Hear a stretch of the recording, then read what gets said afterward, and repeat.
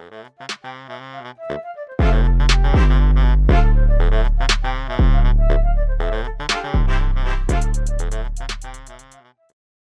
back to another episode of Chamber of Evolution podcast. I am your host, Keyion Lowery, and today we have a special guest, owner of Trojan Sports Bar and Grill, real estate investor. We got Keyion Lowery in the building. What's up, man? What's happening? What's going up? on with you, G's up? Man, nothing much, man. Just enjoying life. How's everything? It's going good, bro. Yeah. Going good, yeah. Talk to me, man. I know you got this bar that's been open for almost a year now, right? Yeah. So November the 3rd will be a year. November the 3rd? Yeah. So next week. Next week? That makes a year? Next week will be a year. November the 3rd. It's pretty big. A lot of people don't make it to the first year, you know? Right, exactly. They usually be out of business within the first couple of months. Yeah. So yeah, it's big. So that's a milestone in itself, huh? Yeah. How's it been just owning a bar so far? It's been almost a year, right? Yep, been a year. It will be a year. November 3rd will be a year. Okay. Mm-hmm. Like how's it been? I could say it wasn't hard, but it wasn't easy. It's about being consistent, you know, and learning how to deal with the people and learning what the people want. You know, you got to know what the people want. You'll have people coming in trying to tell you should do this, right? You should have this, you should order this, order that. You know, so it's like you have to have a vision. Yeah. And if you got a vision, then you have to stay focused on that vision and you know your purpose, what you're doing. So as long as you got the vision in the goals that you got set, and you stick with that, it really won't. It's hard to get straight away from that.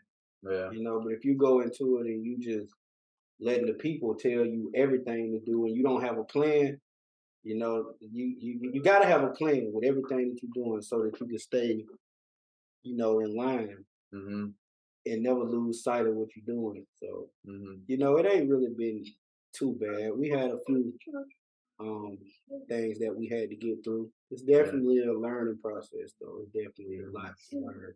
Definitely. Yeah, I'm sure every business has its ups and downs. So I'm sure that you guys learned a lot just within this first year. What's one of the biggest things that you learned just from owning a bar in the first year of business? Well, one thing I learned is that, like, I know for sure that, you know, you don't see a lot of the work that's going into it. You know, you come into a bar and you go into any restaurant or a bar and grill and you think that, you know, what you see is what it is. You know, they come in, people just buying drinks, making orders and stuff. But when you own a bar or a grill, you know, you working when you're not at work. Right. A lot of people don't understand what's going on behind the scenes. Nah, you working the day they say when are the days y'all are open and when are the days y'all close. You know, we have our hours or whatever, but at the end of the day, we work every day. You know, every day. It's always work. It's constantly work. It's constant. You know, you gotta constantly improve. You know, you want to constantly reinvent it. Right. You know, you got to stay ahead with that. You marketing, you got to do that.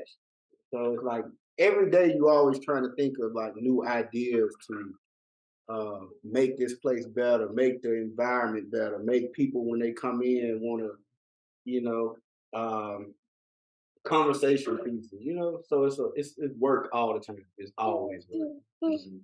Got it. Yeah. So it's cool to know that even with a business like that from the outside looking in, you would think it's so easy, right? You have a few drinks, you have some food. Everybody likes drinks, everybody likes food, right? It seems so easy. It's cool to see that even in that business, you still have to grind, you still have to put in the work if you want to become successful. So I see you guys doing some big things there for sure. But what has life been like How has your life changed since opening the bar? It really hasn't changed much. You was always a hustler, right? Yeah, I'm Yeah, always on the go. I was yeah. always being, productive, always moving, Mhm, always trying to do the next thing and mhm. make it work and being consistent. So I mean, it ain't really much change. Uh, In regards to lifestyle. yeah, as far as the lifestyle change. Um, What about you personally? Me personally, um, Like, have you I'm, grown at I'm all? yeah, it's putting me in like some. I'm putting myself in uncomfortable Yeah, positions. You know what I right. mean? Like to where I'm having to do things that I'm uncomfortable with Yeah. a lot of times. So it's some changes there Mhm, because most of the time I'm doing things that I'm used to doing and that I've been doing for a while. mhm, So everything with that, with the restaurant and bar thing is new. mhm. You know, we Right. do parties and everything, but it's Yeah. just different. It's different. So that's different. Well, let's talk about that because one of the things that I've been doing lately is make it I'm trying to make it a routine, or what's a better word? I'm trying to make it a new thing of mine to host events and just bring people together, social events, just so I can market my business more, grow, meet new people. So you had parties a while back in the day, right? You were a promoter. Yeah, back in the day. Yeah, yeah, Yeah, a few years back. yeah, yeah. Yeah, we threw parties. We threw top chef parties. Mhm. Actually, it was me and my brother. He was my DJ. Yeah, Him and another guy. Nito Promotion. That was my thing. And then him and another guy named Drake was hit squad. We all started together. yeah, It was like I wanted to throw the parties or whatever, but I didn't have a DJ, so I had to talk to my brother and ask him about it. And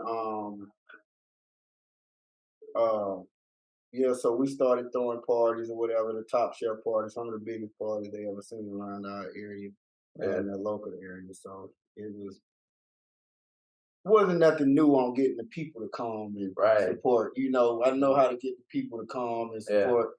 My brother Bo, he knows how to get the people to come and support. We can move the people. So, But how do you do that for somebody who wants to bring people together and have events? well, first of all, people go to and they deal with who they like. Mhm, That's the first thing. If you're a likable person, the people will show up for you. mhm. Especially if you are in an area where you're known or you're a hometown. But if you're not, I would just say you gotta. It's like it's gotta make things seem like it's the thing. You have to. Um, it's just like going to any bar. If you hear about it all the time, or you see it all the time, it makes you want to go, Yeah, right?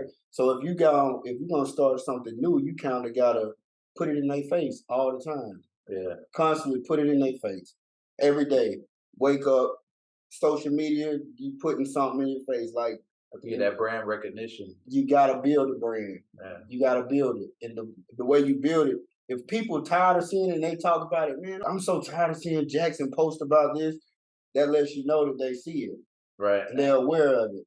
So Yeah, you want them to be tired of it, and so it's like I always say it is you don't advertise for the people that no, when you advertising, you always advertising for the people that don't know. That's why you do it so much.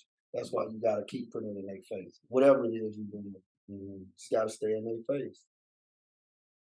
You gotta make them feel like, hey, I gotta go see what he's talking about. I that's gotta a go good see what point. he's doing because Yeah, he's always here doing what's up with him. Let me go see. And then you'll have the people that go see just so they can talk about it. mhm, They're gonna badmouth it or talk bad yeah, about it, but at the end of the day, that's free advertising. mhm, Because that's word of mouth, right. so you Right. want all of that. You That's how want you it got to whether do it's it. good or bad. You want that attention, right, to If your you brand. if you're trying to build it, Yeah, that's how you got to do it. You just got mhm. to be talked about. You got to stay in their face. Yeah, that's a good point. And I like how you mentioned that you have to stay in that face because we have a saying in our industry that people work with the last agent that they spoke to. So Hmm. no matter how good your presentation was, no matter how much they liked you, Yeah. if you're not the last one that's calling their phone and asking them to do business with you and someone else calls, Yeah. it's a good chance that you may miss out on that deal because you didn't stay in touch with them. Yeah. So you want to stay in front of their face Yeah. all the time. Yeah. And I missed out on plenty of opportunities just because I wasn't in their face or I didn't make the calls that I needed to make. And someone else that I know I'm much better than just came along and they just happened to be the last person that spoke to them. They kept following up. Right. And they got the deal. So that's a valuable that's a valuable point that you made. And you know the thing about that is on But the follow up. mhm, It's like even with working with you, right? yeah, Sometimes you'll call me early in the morning. yeah, You following up, you doing your job, you got a right. task, right? But when you call, sometimes it may be the wrong time, Mhm, right? So it's sort of like gives you that feeling like, dang, I need to talk to Jock or whatever. So yeah, you hearing that, it's an aggravation. right. It's like an aggravating Yeah, feeling that you get, but right, that's good. right, That's right. what you want. Mhm, So, because they won't forget, and it exactly. also makes people feel like, man, this man really working, Mhm, because he just won't let up. Dang, he's like a nut. He just won't go away. He calls me every morning. mhm. So you want that. That's a good trait to have. Yeah, I haven't really heard many people say, "Oh, I didn't want to work with that person because he called me too much." Hmm. That's not something I hear much. Right. So I highly doubt that you guys have heard people say, "Oh no, I didn't want to go to the party. I saw too many flyers." Like, you That's know what I'm right. saying? That's what made him want to go. Exactly. Yeah. So that's a good point, man. That's a good point. So you guys used to throw the parties. Apparently they were pretty successful. You said you come from a place where you have a lot of local recognition. What is it like coming from a town? Because a lot of people that's watching, they may not know about these small towns here in Alabama. There's not many people there. Everything you do, by the next day, the whole city knows about it. So, Yeah. I mean, what was your experience like growing up in that city, Louvergne? I mean, it's cool if you got kids and you know it's good that everybody knows everybody in case something happens, then everybody knows whose kid you know belong to whoever. But I don't really like it because I didn't really like it as much because I've always felt like I was bigger than the small town that I was in. Mm, I always thought different than everybody. I thought way bigger um than everybody that was around me actually. And coming from a small town, you can get stuck mm, because everybody's so close knit, you know, and so you always feel like you gotta, help the next person out because you know everybody. It's mm, like you feel like you owe people favors because everybody is like a friend to you because mm, you grew up around them or whatever. It's like everybody needs favors. So that part there I don't like. I mean, I like my people. I love my people, but at the same time, it's like it's not about. Um, you don't ever want to feel like you got to try to save everybody. mm, And in a small town, it seems like that because, like I said, everybody knows everybody. And if you've been around somebody for so long growing up, you feel like they're a part of your family, even if they're not. mm, So that part's it was kind of difficult to maneuver. mm. But that's interesting you say about how you can get stuck because I'm sure a lot of people who watching can relate to that. Yeah. And despite where you come from, whether it's a big city or a small town, because one thing, when you said that, one thing that I really thought about is I wonder if it's a matter of being stuck or a matter of getting comfortable, right? Because you can have somebody that grows up in a big city like Chicago, but they only stay and only do business and only mingle with the people that's on their block, Yeah. right? Yeah. So you can say that. Yeah, comfort. Mm-hmm. And, and that's the thing, like I said earlier, you get comfortable and you get used to doing a certain thing and you stay in that comfort zone. And so I was like telling you earlier about, with the bar, it's kind of like putting yourself in an uncomfortable position, Mm-hmm. you know. Uh, but that comes from me, like, self educating myself, Mm-hmm. searching for knowledge and information and understanding that though. Yeah. A lot of people coming from where we come from now, they not gonna understand that. Mhm. You know, they not gonna go out and research anything or do nothing. They pretty much gonna live by what they was taught Right. growing up and not too much stray away from that. You know what I mean? They're gonna So do what's safe. they're gonna play it safe. Mhm. Majority of the time, when you come from a small town, most people in that small town are gonna play it safe. Mhm. They Like a are gonna play it conservative safe. mindset. Yes, Yeah. conservative. And then if you think different than them, they're gonna call you crazy. Mhm. You know, Yeah. like you always gonna be the crazy one because you think different than them. You I mean, know, you can look at Kanye.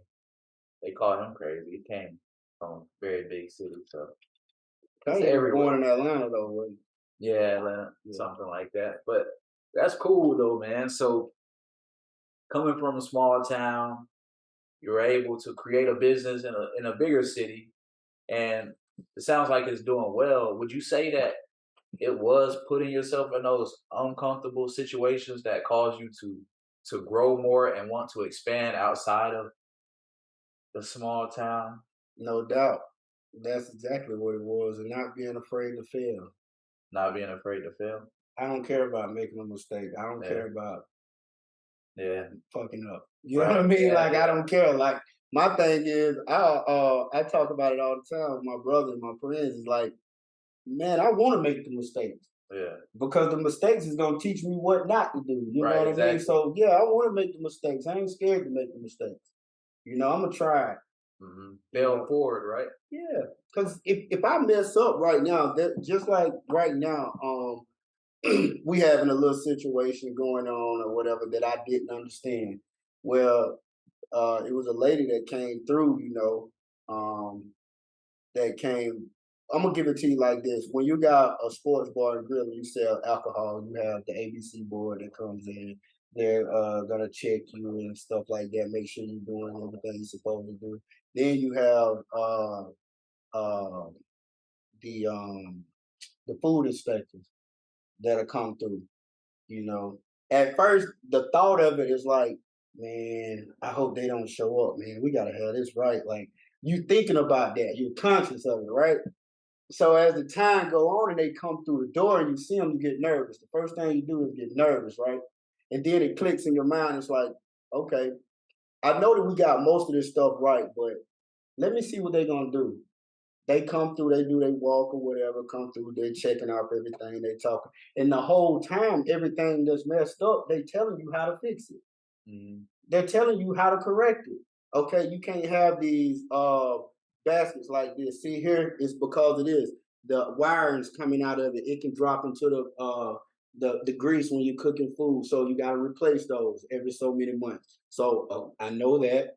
You know what I mean? So it's like it's they're always gonna be teaching Mhm. along the way. Just like getting a job. When you people graduate college and they go um in the field and get a job. They not gonna know exactly what to do when they get Mhm. there. Somebody's gonna still have to teach them the way to do it at their firm or wherever they are. You know what I mean? So it's So when you make the mistakes that you learn the importance of why you should do the things the correct way. yeah, Like you said, when you make certain mistakes at the bar and the people come in and do the inspections, they educate you on why it should be done this way. yeah, And that's when you learn the lesson. So think about all the things that you did correctly just because you were told to do it this way, but you really don't know why. And because you that's did it right. correctly, they didn't educate you on why. So That's right. it's Education is key. mhm, And it's sort of like when as a kid, our parents would say, as black parents, a lot of black, mhm, scared of dogs and stuff. So it's like mhm, the dog barking real loud. Don't right. you go over there, that dog gonna bite you. Yeah, yeah. Don't run out there in that road, you're gonna get hit by a car. It's like they telling you that this is going to happen. Mhm, Instead of saying, hey, if you go over there and hit that dog now, that dog might bite you. yeah, You gotta kind of like give them an understanding, man, of things. You gotta break it down. And I talk about that a lot too, about right. how in our culture, like we don't really break down um the guidelines on things, man, when we talk about stuff. And it's pretty funny because I think it's some people out there that really don't care to know why. Like I know you're the type of person who questions everything. Yeah, I definitely question a lot of things, but it's some people out there who really don't care to know why, and they rather just be told to do something and just do it that way. And you have a lot of people that want to be perfect and do everything perfectly. Now, I do want to be great at what I do. However, like you said, I'm okay with making mistakes because that's where you learn. And it is just interesting to think about that. That some people don't want to know why they should do it this way, or they don't really want to learn. It's not. There's some people out there who don't care about learning. So because they don't want to challenge. right, They don't want to challenge themselves. they don't It, want to be it, uncomfortable. yeah, they don't want to be uncomfortable. So it's Right. like a lot. It's been times you know been told something, and in your heart or in your mind, you may be like, "Why are they saying this?" And you just do it, Hmm. and you felt uncomfortable, right? Right. When you done it, because in your heart you like, "I don't know why I'm doing this, but I'm doing it because he told me to or she told me to." You know what I mean? So it's always like a why with me because I gotta know. Hmm. I gotta know that extra. I gotta know that part that's being left out. You know, Hmm. that's how I learn. You know, Yeah. yeah, most definitely. That's interesting too, because now the more that I think about it, I know there's a lot of people out there that don't question many things that just do whatever they're told. But there's also a lot of people, as a kid, even we're told not to touch the stove because it'll burn us, right?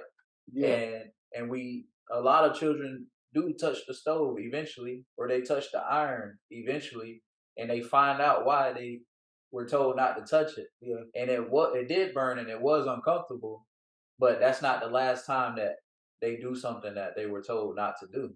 yeah. So I don't know the exact numbers, but I wonder if the majority of people do want to know why or they don't. That's a good question to me. I think, I think me. I think a lot of people, majority of the people, want to know why. Hmm. It's just a thing like of them asking why Hmm. and going in. And being told not to ask why, Yeah, being conditioned, right? yeah, Yeah. And even what you said about, people call you crazy in a small town when you do things a little bit differently. And I mentioned Kanye, he's from a big city and people still call him crazy. But one thing that just crossed my mind is that he's a celebrity and that's a whole community in and of itself. So the celebrity community is pretty small. It's not a very big community. The majority of the population is not celebrities. So because he doesn't fit that mold that most celebrities are supposed to fit, we call him crazy. So it really doesn't matter where you from. It really just matters what community you're a part of. if you And go against the system right, that's in place, exactly. you know, In whatever specific area you're in, you get called crazy or or call you you crazy, or know, you acting, you stupid, you this, you that, yeah, yeah. because you not. They feel like this system is in place, and so you're supposed to stick with that. And Hmm. yeah, so yeah, that's a problem Is it challenges that you ran into too. with that? Because I know with me personally, it can be pretty conflicting sometimes when you're doing something, you're genuinely interested in doing this, but it's different than what everybody else wants to do, and you get all of these different voices in your ear, different opinions. Everybody wants to tell you what you should do, and everybody wants you to fit in that mode. Everybody wants you to be the same as everyone else. Like, has that been a challenge for you at all? At first, it was. Yeah. Yeah, it for us. It was more like it was this. It was these other places that was there before us, right? Hmm. So it would be a lot of times. It was like people would come in and these, mind you, these are people that never owned a bar, never owned anything or had anything to do with a sports bar at all. But they want to tell you how to run it. Would never even take that chance to try to own something like that. Wouldn't dare take the chance Hmm. to try to even take the steps to do it. Hmm. And so it's like, you know, they want to tell you, like I said, man, you know, with alcohol, you have to have what you call how many ounces. you pour. Mm. Which you can have 1 and 1/4. You can have 1.5 shots. So whatever you choose, that's how you sell your alcohol. That's how you price your alcohol. Yeah. So you may come in, people order a shot. I want a shot of Hennessy or whatever. But no, better word, Douce Do say, yeah. or a shot of Ciroc. Right. Yeah. You know what I mean? Yeah. So they come in, they order the shot or whatever. You pour the shot. We pour 1 and 1/4. First thing they want to say, that ain't no shot. That ain't no whole shot. You supposed to pour the shot here. You supposed to do this. The food. That ain't enough fries. You need to give them this. Or make suggestions on what you should sell. I had a guy, man, coming out the other day told us, man, he said, man, man, y'all need to start selling bread. Light bread or a biscuit or a roll or something. Yeah. Yeah. Or something like that. I'm like, what? A biscuit? Like, what do you think? This is a sport board, man. Yeah. And so, yeah, you run into that, man. People want to tell you what to sell, how to sell it, how to fix it, how Everybody late to knows the stay open. answer. Yeah, Everybody has everybody the got answer. answers. Yeah. How late you should stay open. Yeah. All of that. You run into that, man. You run into it. But some of the things that they say now you can take from it and apply it. Yeah. Always listen to the people, though. Even, as far what I mean by listen to the people, meaning like when they talk, listen. But that don't mean you have to do everything that they're saying. But it may be something in what they're saying that says, okay, I can use that though. The other part was crazy, but I can take that and apply that to this, and we can make something. You know what I mean? So you wanna always listen to them. So you gotta have a good system in place mentally Yeah, to separate what's good advice and what's bad advice. right. Because like you said, you got a system already in place. You got a vision. You got a plan. So if it fits in there, Right. you can use it.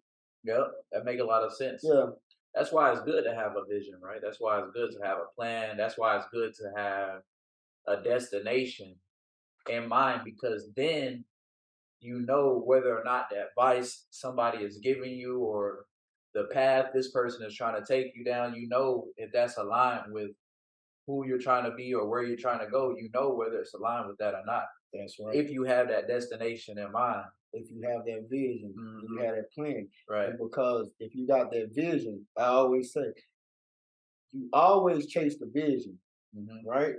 You always chase the vision and not the money. And the reason why I always say that is because if you chase the vision, you'll never lose sight of where you're going, as long as you chase the vision. But if you chase the money will pull and push you any kind of way that it wants to.